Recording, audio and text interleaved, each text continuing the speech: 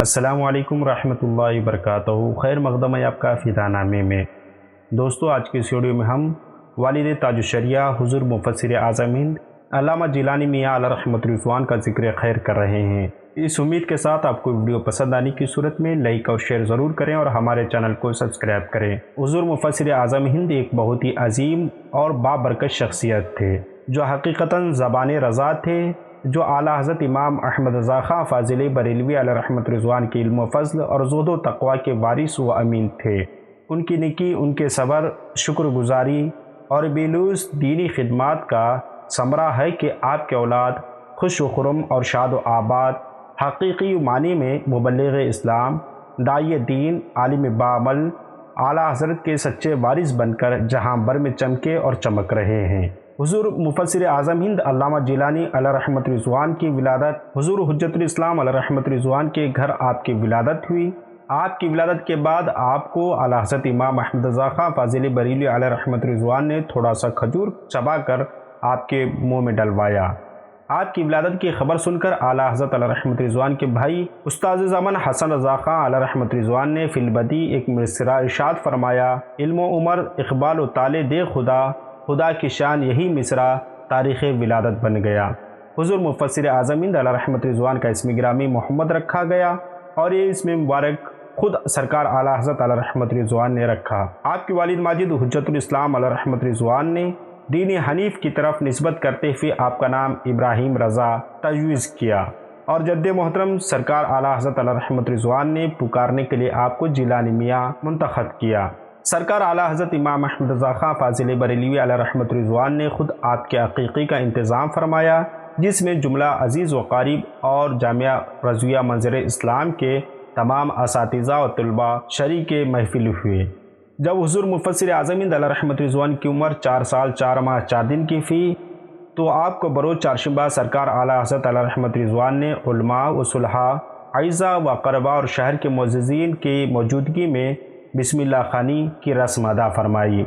نیز اسی مقدس و مبارک موقع پر سرکار اعلیٰ حضرت علیہ رحمۃ رضوان نے آپ کو بیعت فرما کر خلافت و اجازت سے سرفراز فرمایا اور اعلیٰ اعلان فرمایا کہ یہ میرا پوتا کبھی میری زبان ہوگا۔ آپ نے ابتدائی تعلیم اپنے گھر میں والدہ ماجدہ سے حاصل کی، یہاں تک کہ ناظرہ قرآن کریم اور اردو کی کچھ ابتدائی کتابیں بھی پڑھی اور 7 سال کی عمر میں دارالعلوم منظر اسلام میں داخل کیے گئے، جہاں قدوری، فصول اکبری وغیرہ محدث جلیل حضرت علامہ احسان فیض پوری علیہ رحمۃ رضوان سے پڑھی۔ عربی ادب کی کتابیں اور مشکوات خود حضور حجت الاسلام علیہ رحمۃ رضوان مفتی حامد رضا خان علیہ رحمۃ رضوان نے پڑھائیں۔ حدیث و فقہ کی دیگر کتابیں دیگر اساتذہ کرام سے پڑھی۔ تحصیل علوم کے دوران ہی جد کریم سرکار اعلیٰ حضرت علیہ رحمۃ رضوان کا سایہ شفقت سر سے اٹھ گیا۔ تقریباً 19 سال کی عمر میں آپ کی فراغت ہوئی۔ آپ کے والد محترم حجت الاسلام علامہ حامد رضا خان علیہ رحمۃ رضوان نے مشاعر علماء و مشائخ کی موجودگی میں دستربندی فرمائی اور اپنی نیابت و خلافت سے سرفراز فرمایا۔ حضور مفسر اعظم ہند علیہ رحمۃ رضوان ابھی کم سن ہی تھے کہ سرکار اعلیٰ حضرت علیہ رحمۃ رضوان نے اپنے دونوں عظیم و جلیل شہزادگان حجت الاسلام اور حضور مفتی اعظم ہند علیہ رحمۃ رضوان کو طلب کیا اور دونوں کی اجازت طلب کی کہ اس کے بعد پوتے اور پوتی کا رشتہ ازواج میں منسلک کر دیا۔ اور جب حضور مفسر اعظم ہند علیہ رحمۃ رضوان کی عمر 19 سال کی ہوئی اور آپ تعلیم سے آراستہ و پیراستہ ہوئے تو سنت کے مطابق رخصتی ہوئی اور اس موقع پر شاندار ضیافت و دعوت ولیمہ کا اہتمام کیا گیا۔ حضور حجت الاسلام علیہ رحمۃ رضوان اپنے وصال 17 جمادی الاولیٰ 1362 ہجری سے قبل اپنے دونوں صاحبزادوں کو بلایا اور اپنی خلافت کا اعلان فرما دیا اور اپنی وصیت کے مطابق حضور مفسر اعظم ہند علیہ رحمۃ رضوان کو اپنا نائب اور خانقاہ عالیہ رضویہ کا سجادہ اور دارالعلوم منظر اسلام کا محتمم بنا دیا۔ جس وقت دارالعلوم منظر اسلام کا اہتمام قانونی طور پر حضور مفسر اعظم ہند علیہ رحمۃ رضوان کے قبضے میں آیا تو دارالعلوم کی حالت بہت خستہ تھی۔ اس یادگار اعلیٰ حضرت منظر اسلام کو حیات تازہ دینے کی خاطر آپ نے سخت جد و جہد فرمائی۔ محدث اعظم پاکستان مفتی سردار احمد علیہ رحمۃ رضوان اور دیگر مشاہیر علماء اکرام دارالعلوم کو خیرآباد کہہ چکے تھے اور ان کے ساتھ کچھ ذہین و فطین طلباء بھی دارالعلوم سے رخصت ہو گئے تھے۔ ایسے وقت میں دارالعلوم کی حالت خزاں رسیدہ چمن کی مانند تھی۔ آپ نے قابل اساتذہ کو دارالعلوم میں لانا شروع کیا۔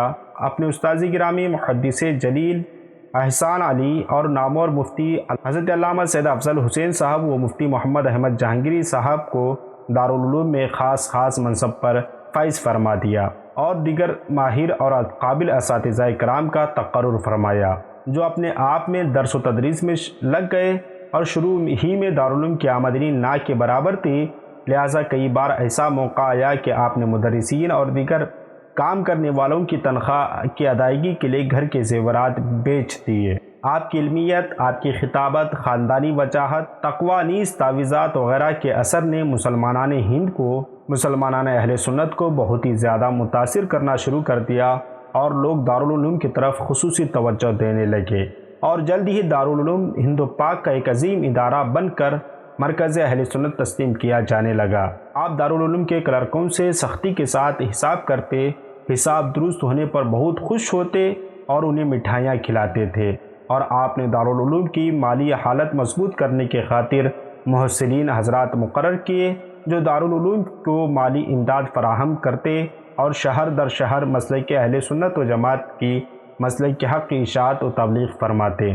آپ نے دارالعلوم کی آمدنی بڑھانے کے لیے کتب و رسائل تصنیف فرما کر نیز سرکار اعلیٰ حضرت علیہ رحمت رضوان کی کتابیں چھپوا کر سنیوں میں تقسیم فرمائی، اور ان سے جو آمدنی ہوتی وہ دارالعلوم کو دے دیتے۔ اس طرح دارالعلوم کی آمدنی میں کافی اضافہ ہوا، ساتھ ہی ساتھ آپ کے علم و قلم میں بھی تابانی بڑھی۔ یہ تمام امور آپ نے صرف اور صرف دین کی تبلیغ اور علمی دین کی ترویج و اشاعت کے لیے انجام دیے۔ خانواد اشرفیہ کے روشن چراغ حضور محدث اعظم ہند سید محمد کچچوی علیہ رحمت رضوان آپ کی تقریر سے بہت متاثر تھے۔ ملک کی کئی بڑی کانفرنسوں میں حضور محدث اعظم ہند علیہ رحمت رضوان نے آپ کا تعارف کرایا اور آپ کو مفسر اعظم ہند سے یاد فرمایا۔ حضور محدث اعظم ہند علیہ رحمت رضوان نے سب سے پہلے کلکتہ کی ایک عظیم الشان کانفرنس میں آپ کو اس لقب سے یاد فرمایا اور موجودہ علماء کرام نے اس کی تائید کی۔ علماء و سامعین نے تکبیر و رسالت اور مسلک اعلیٰ حضرت اور نبیر اعلیٰ حضرت زندہ باد پائندہ باد کے نعروں سے خوشی کا اظہار کیا۔ اب ہر پوسٹر اور اشتہار میں آپ کے نام کے ساتھ مفسر اعظم ہند لکھا جانے لگا۔ آپ کی اس لقب اور شہرت سے کچھ لوگ حسد کرنے لگے۔ آپ نے نہ تو اس لقب کی عظمت و شہرت پر کبھی اظہار فخر کیا، نہ ہی مخالفین و معادنین کو کوئی چیلنج کیا، نہ ان کی تنقید اور نکتہ چینی کی پرواہ کی۔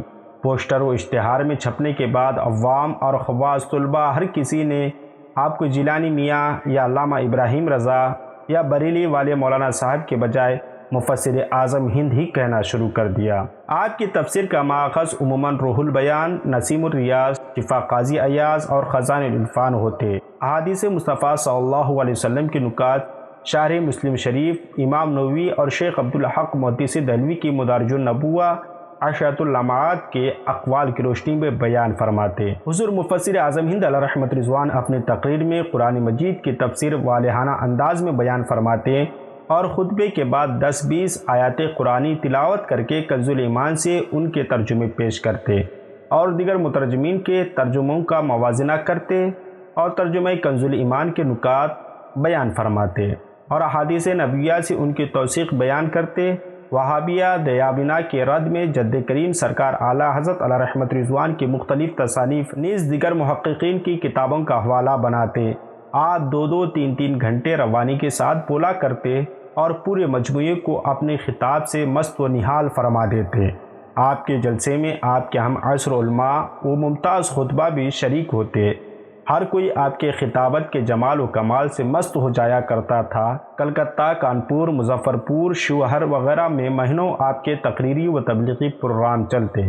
مفتی اعظم کانپور، امیر شریعت مفتی رفاقت حسین علیہ رحمت رضوان سے بھی ملاقات کی، وہ آپ کی بڑی عزت کیا کرتے تھے۔ حضرت نے خدمت دین کے لیے جو جان فشانی اٹھائی اور جس طرح کا ایثار پیش کیا وہ صدہا آفرین کے لائق ہے، لیکن ہمیشہ یہی فرمایا کرتے تھے مجھے تبلیغ کا موقع بہت کم ملا۔ آپ نے بہار و نیپال کے علاقوں میں پیدل، سائیکل اور بیل گاڑی وغیرہ سے بھی سفر کیا۔ صرف یہ سفر آپ کے صرف اور صرف سنیت کی اشاعت اور دین کی تبلیغ کی خاطر، اور اس سے سنیت کو کافی فروغ ملا۔ حضور مفسر اعظم ہند علیہ رحمت رضوان کے آخری ایام میں زبان بند ہو گئی تھی، مگر آپ تحریراً دین کا کام کیا کرتے تھے۔ وصال سے چند ماہ قبل آپ کافی کمزور ہو گئے تھے، لیکن اس کے باوجود متعدد مقامات کے دورے کیے اور دین و سنیت کی تبلیغ کا فریضہ انجام دیا۔ آخری ایام میں جو واقعات قبل وفات رونما ہوئے ان میں سے کچھ یوں ہیں۔ حضور مفسر اعظم ہند علیہ رحمۃ رضوان کے وصال سے قبل کلکتہ سے ایک مرید کا خط آیا۔ انہوں نے حضور مفسر اعظم ہند کو 3 مرتبہ سرکار عبد قرار کے ہمراہ دیکھا۔ حضور مفسر اعظم ہند علیہ رحمۃ رضوان نے خط دیکھا اور تبسم کیا، اور یہ خط آپ کی تیسری صاحبزادی نے بھی پڑھا، اور انہیں محسوس ہوا کہ پیارے ابا جان جلد ہی ان سے رخصت ہونے والے ہیں اور پردہ فرمانے والے ہیں۔ حضور مفسر اعظم ہند علیہ رحمۃ رضوان کے ایک مرید نے خواب میں دیکھا جو بہار بارڈر پر نیپال میں رہا کرتے تھے۔ حضور مفسر اعظم ہند اور حضور مفتی اعظم ہند علیہ رحمۃ رضوان ایک ساتھ جلوہ گر ہیں۔ تھوڑے وقفے کے بعد حضور مفسر اعظم ہند اٹھ کر چلنے لگے۔ اس مرید نے خواب میں کہا کہ حضور پان کھا کر جائیے۔ حضور مفسر اعظم ہند علیہ رحمۃ رضوان نے مڑ کر پان لے لیا اور چلے گئے۔ مرید بہت فکر مند ہوا، وہ بریلی شریف آیا تو اسے معلوم ہوا کہ حضور مفسر اعظم ہند علیہ رحمۃ رضوان وصال فرما چکے ہیں۔ آپ کا وصال 11 صفر المظفر 1385 ہجری بمطابق 22 جون 1969 کو بروز ہفتہ ہوا۔ آپ کی نماز جنازہ اسلامیہ گراؤنڈ میں نائب مفتی اعظم ہند علامہ سید افضل حسین صاحب منگیری علیہ رحمۃ رضوان نے پڑھائی۔ نماز جنازے کے بعد خانقاہ عالیہ رضویہ میں لا کر دفن کر دیا گیا۔ آپ کی قبر اطہر میں مفتی جہانگیر خان، مرید سرکار اعلیٰ حضرت سید اعجاز حسین بریلوی اور دیگر اصحاب نے آپ کو قبر مبارک میں اتارا اور رسوی دلہا کو آرام سے لٹا دیا گیا۔ ہماری دعا ہے کہ اللہ رب العزت آپ کے قبر انور پر رحمت انوار کی بارشیں نازل فرمائیں۔ ملتے ہیں اگلی ویڈیو میں، تب تک آپ اپنے پیاروں کا خاص خیال رکھیں۔ اس طرح کی مزید بایوگرافی ویڈیوز دیکھنا چاہیں تو سبسکرائب کریں۔ السلام علیکم۔